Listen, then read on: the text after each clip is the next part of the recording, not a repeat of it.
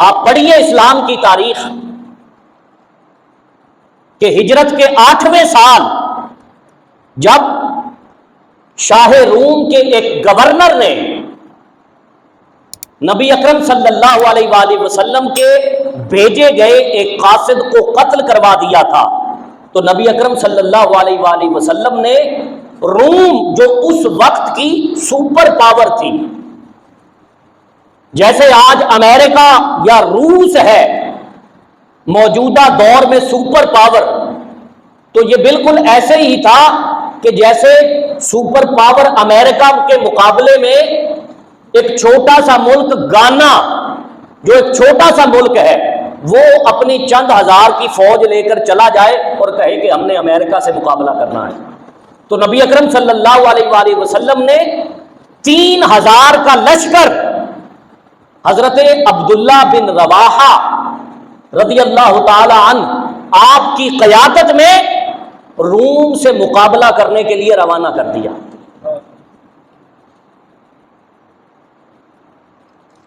اور جب یہ روم کے قریب پہنچے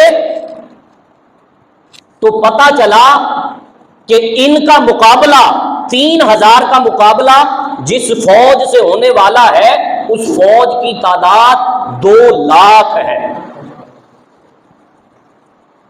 3000 2 لاکھ سے لڑنے کے لیے، یہ ہے اسلام کی تاریخ، یہ ہے مسلمانوں کا جذبہ، یہ ہے مسلمانوں کی طاقت۔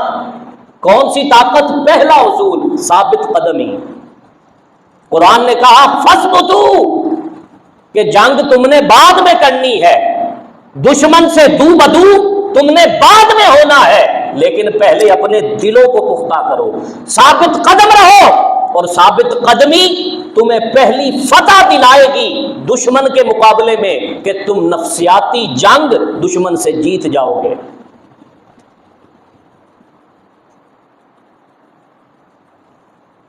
اور جو وہ 2 لاکھ کا لشکر تھا، یہ جنگ موتا کے نام سے یہ جنگ جانی جاتی ہے۔ 2 لاکھ کا وہ لشکر آلات حرب و ضرب سے لیس تھا، ہر طرح کے آلات حرب و ضرب ان کے پاس لڑنے کے لیے تھے، کھانے کے لیے وافر مقدار میں سامان موجود تھا۔ اور ادھر سے جانے والے مسلمان جو مدینہ سے چل کر روم میں ان کے دیش میں مقابلہ کرنے کے لیے آئے تھے، ان کے پاس نہ آلات حرب و ضرب تھے اور نہ ہی کھانے پینے کے لیے سامان تھا۔ اب طاقت کا توازن اور تقابل یہ کچھ بھی نہ تھا کہ 2 لاکھ کہا 3000 کہا۔ اب صحابہ نے حضور کی سنت پر عمل کرتے ہوئے باہمی مشاورت کی کہ اب کرنا کیا ہے۔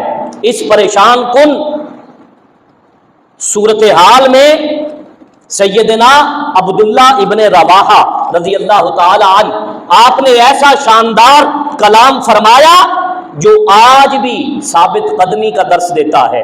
آپ نے فرمایا کہ اے میری قوم، اللہ کی قسم تم شہادت کی آرزو میں ہی اپنے گھروں سے نکلے ہو نا، تم اسی لیے اپنے گھر سے نکلے تھے کہ تم شہید ہو گئے، شہادت کی آرزو لے کر نکلے تھے۔ تو آپ نے فرمایا کہ جب آرزو ہی شہادت تھی تو اب وقت آ گیا ہے، اب ڈرنا کیسا۔ پھر فرمایا کہ ہم دشمنوں سے کبھی بھی تعداد اور کثرت کے بل بوتے پر جنگ نہیں کرتے، ہم دشمن سے کبھی بھی تعداد، طاقت اور کثرت کے بل بوتے پر جنگ نہیں کرتے، ہم تو اس دین کے سہارے جہاد کرتے ہیں جس کے ذریعے اللہ تعالیٰ نے ہمیں عزت عطا فرمائی ہے۔